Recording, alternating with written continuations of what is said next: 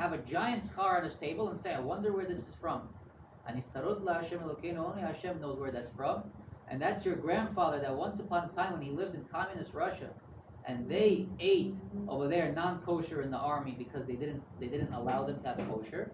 But then when he came to the United States, he kept kosher, he ate kosher, he says only kosher. Had halak, I'm not eating anything else except kosher. He did shuvah. They will now remind him of that sin after 120, and they will give his kids the schar for all that time that he ate treif, becomes as if he ate kosher, and they give that to his kids, not to you. So your punishment in that, your cleansing in that, is that you will not have the reward here. But your kids will all of a sudden wake up with a good estate waiting for them. That is a big thing, and we see that from this story. That Yehuda advocated for Binyamin's life. I myself, he says, will give my life as a slave. The king of the tribes will become a slave to an Egyptian pharaoh for Binyamin's life. And because of that schar, he didn't get that schar. The schar went all the way in the time of Shaul and David. This is a big thing for us to understand. I'll speak about another part of the parasha. We have 10 minutes, 15 minutes. Now, Yaakov Avinu, 22 years didn't speak to God. Nothing. No conversation with God. Before that, he was the Merkava, he was the chariot for God. God used to speak to him every day. Every day Hashem was with him, protecting him. All of a sudden, after he hit this depression, after Yosef was sold, Hashem didn't speak to him for 22 years. And finally now, the brothers come and they tell him, Father, Yosef is alive. Od Yosef chai. Vechihu Moshel b'chol eretz Mitzrayim. He is the ruler of all of Egypt. Vayafog libo. This is the key words. Vayafog, whatever that word means. His heart was Vayafog. Ki lo ha'amin bahem. He didn't believe them. So, what didn't he believe? Did he not believe that Yosef is alive? Did he not believe them? Or did he not believe that he's the ruler of Egypt? There's a lot of things that you could not believe from his words. Right? Od Yosef Chai, that Yosef is alive. He's the ruler of all of Egypt. Which one of those did he not believe? This is a mahloket. Rashi teaches, what does Vayafog libo mean? So Rashi teaches that he didn't believe them. He didn't pay attention to their words. To him, their words were air. Why? Because they lost their taste. Mefik ta'amam. What does mefik ta'amam mean? There's a pot. If you know, the Bukharians, they have a pot, a special cloth pot. You can't do anything else in that pot except cloth. And that pot is cured with hundreds of years of greasy oil. And that greasy oil in that pot gives a special taste. That if you go and you buy them a pot from Amazing Savings, say, what is this garbage? I have a pot 100 years old. You can't even lift that pot. You can't even wash that pot. But that pot has taste in it. When the pot, the pores of that pot ooze out flavor from the previous cooking, or from the oil that was cured in that pot, that process that the oil oozes out from the pores of the pot is called mefik tam. It dissipates taste. So if right now I'm going to have a pot that's cured with cloth, and tomorrow I want to throw in there spinach salad, and I want to fry spinach for whatever reason, in that pot, I'm breaking the Bukharian rule. What happens is the pores of that pot will pour in all the flavors from the previous cooking into that. That pouring in process is called mefik tam. So that being said, he said, they already lost trust for them. Their reasoning lost taste. It came out of the pot already. Why did he say that? They lost credibility. When they said to Yaakov, your son Yosef was killed, Tarof Toraf Yosef, an animal ate him. Yaakov never got answers. The brothers made a town meeting. Everybody joining at my place tonight, 9 o'clock. All the tzaddikim in the town came together to listen to me very carefully. Nobody revealed to Yaakov that Yosef was sold. Anybody reveals to Yaakov that Yosef was sold is going to be excommunicated and die. I don't know if that means they'll kill him or min hashamayim, they put a curse on them. Whatever it was, anybody that would reveal to anybody that Yosef was sold, so Yaakov had non-stop questions. Where's Yosef's body? What happened to him? How come nobody saw? How come I can't even interrogate the brothers? If I was me, I would take each brother one by one, tell me the story. If I would hear a different story from each one, I know it's a lie. Think about what Yaakov Avinu went through at this moment. Tarov Torah Yosef, no questions. There's no questions. So Rashi says, Lo ha'amin b'hem. Vayafog libo ki lo ha'amin b'hem. Yeah, he heard a lot of good things from his sons. That now he's coming to Yosef is the king over Egypt. Congratulations, but I don't believe you. Why wouldn't? That's what Rashi says. Yes, Why wouldn't he believe that though? I just told you. He No, lost- but the dreams that Yosef had that he told to his father and to the brothers, didn't he know that was prophecy? So if the brothers told him Yosef is now king of Egypt, why would he not believe that? They came to you with a coat, and there's blood on the coat.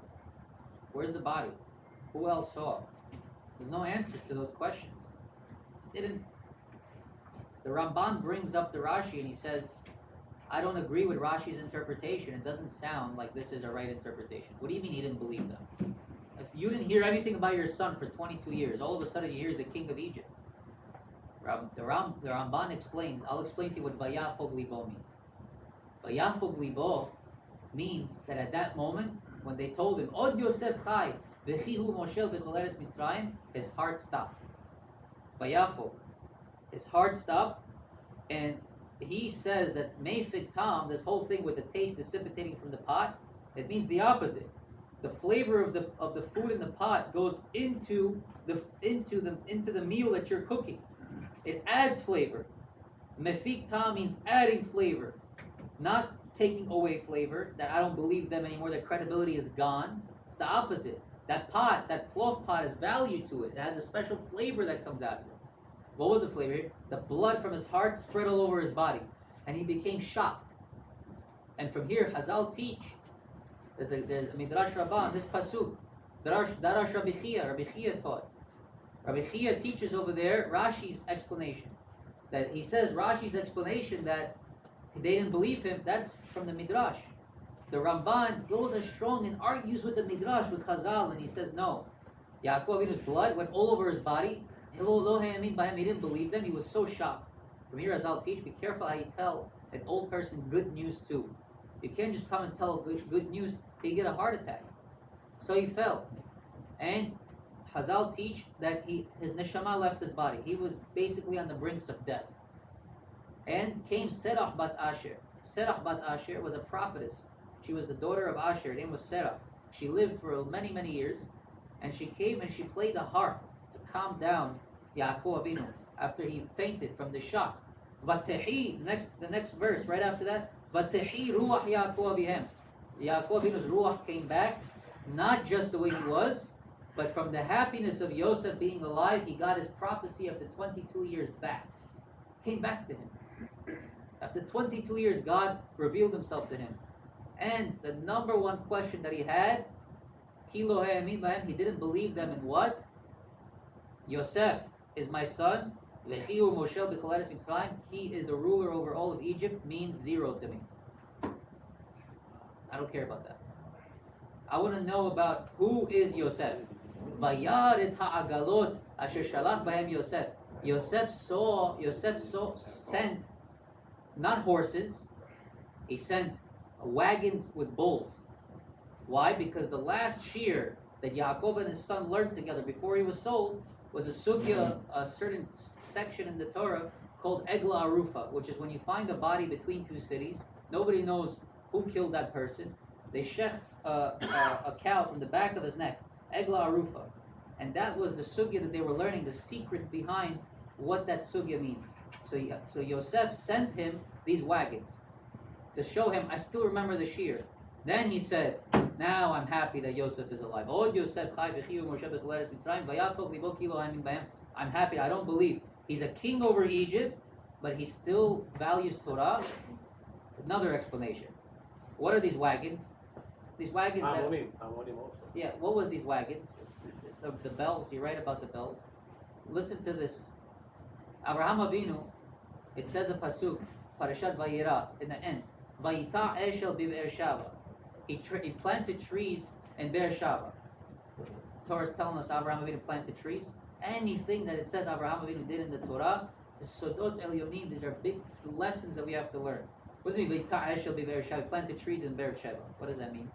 Yaakov Avinu used to take Yosef for walks in Beersheba. He used to take him to trips because over there, Avraham Avinu built Mizbeach. And sometimes he would go with his son to Beersheba and do korbanot to Hashem, say thank you offerings to Hashem.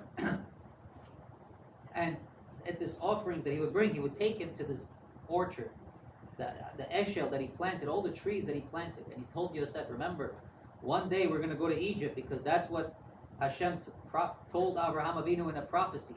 You're going to go, you're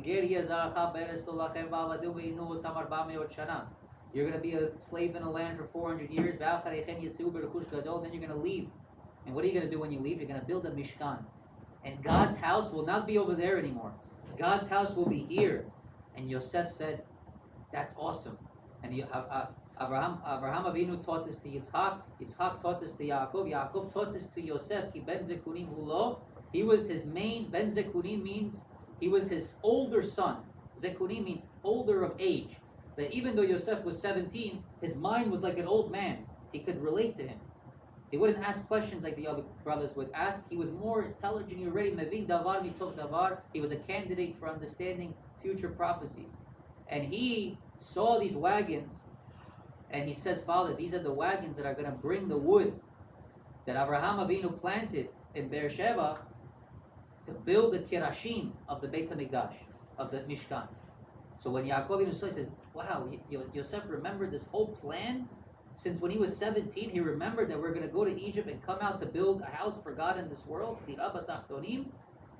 Yaakov Avinu says, I am now happy. And then the Torah goes and lists all the names of the Shvatim, because none of the Shvatim of Yaakov Avinu, none of the tribes, the sons of Yaakov Avinu, had any Avera, and then they were cleansed, they were clean. So what does Vayafog Libo mean? That is what the Ramban explains, that his heart came out. What kind of son is Yosef? Okay, he's alive. And I'm happy that he's alive. But don't kill the good news. What kind of boy is he? Well, he did not sin with Potiphera. He was feeding all of Egypt honestly. Yosef was b'derech kedusha the whole time. He was happy. That's a lesson for us. You know how many people tell us, if my son doesn't become a doctor, he's nobody. If my son doesn't become a lawyer, he's nobody. If my son doesn't become this, he's nobody. But what about if your son doesn't know the first Mishnah in Brachot? How about that? Does that mean anything to you? No, it doesn't mean anything. What if, it says in this week's parasha, Ani Yosef achichem asher mechartem oti Mitzrayim. The Midrash and the Gemara explain, the Zohar explains, all the Chachamim explain, Toldot Yitzhak explains. What does this mean when Yosef revealed himself to his brothers? Ani Yosef, all of their neshamot left their body. They all died that minute. From here the rabbis teach, if Yosef said to the brothers, Ani Yosef, and they all got scared, Kinif halu mi panav, the neshama came out of their face. Imagine us after 120, Hashem's going to say, Ani Hashem, I am your God. What did you do in your life? The Sefer Reshit Chochmah explains, when a person dies, what do? They will bring out a Sefer Torah. Read. You have to know how to read now. No art scroll. Read. They're going to ask you, read. Bereshit bara, looking from the beginning. Then it's going to come, Upeat zekanecha, lo tishhat et peat zekanecha. Do not shave the corners of your face with a knife. Stop. This is Sefer Reshit Chochmah writes exactly. This is not me. Sefer Reshit Chochmah Shar Ayira. This is what he writes. Take out Sefer Torah. They're going to stop on this pasuk. Don't shave with a knife. Don't cut the corners of your face with a knife. Stop. Malachim check the records.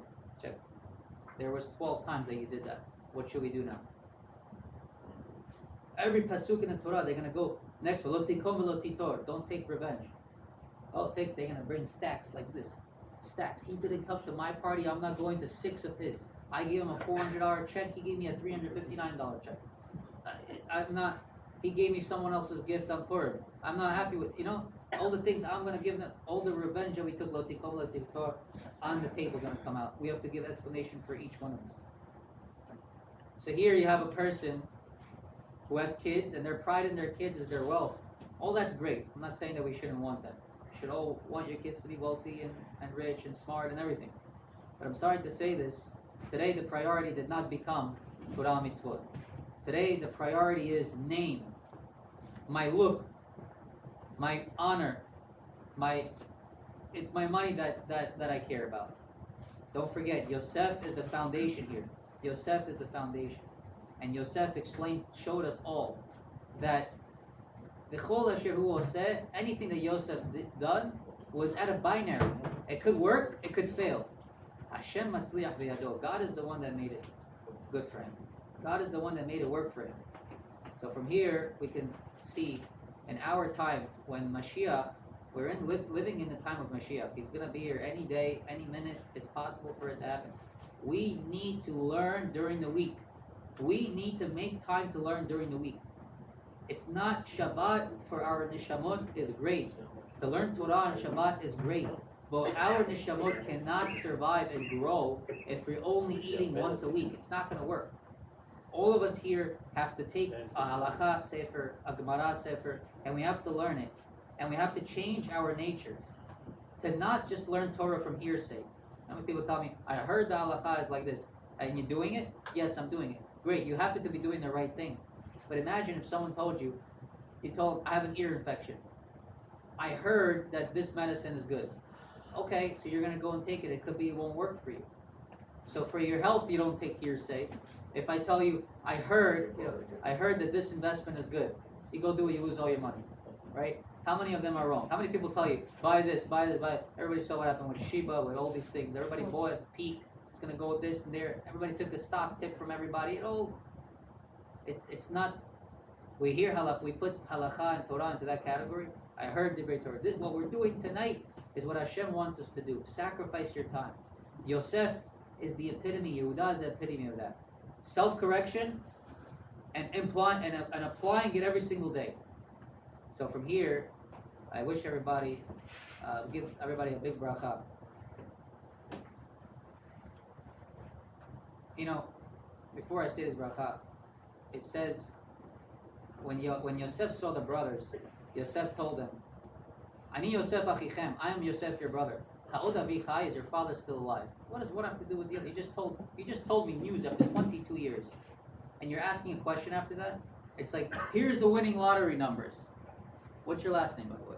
Like, one thing doesn't go with the other. Wait, tell me the winning lottery numbers.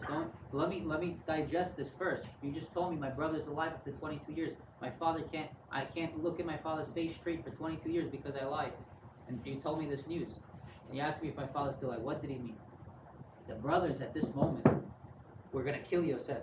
You know that? Not that they knew he was Yosef. They were going to kill Yosef as the Egyptian. They said at the moment, so Yehuda was asked by Yosef, so you came down here, and what happens now if I take your brother? What are you going to do? He says, we're going to fight for it. All of a sudden, this Paro figure came out with a personal question to Yehuda, and they did it through Menashe. Menashe was the Meturgiman, the person in between. Yosef is sitting all the way up 70 stairs, and he's sitting over here. He's standing in the middle. He says, so you would fight for Binyamin the same way you fought for Yosef? That's what he said. Like this, the Midrashim bring like this.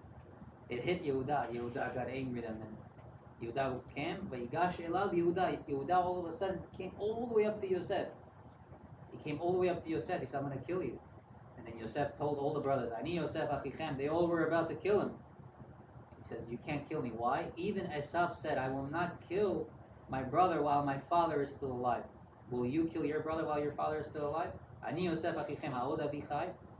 That's how you understand here what's going on. The brother's character built the road for the whole Torah. All these mitzvahs of tzedakah, everything is mushrash, is rooted in these stories in Sefer Bereshit. So we hope very much that person can spend time during the week to learn, to give us time to change as a person, to uphold it. You're building a path for your generation on, and you're bringing Mashiach. Amen. Amen.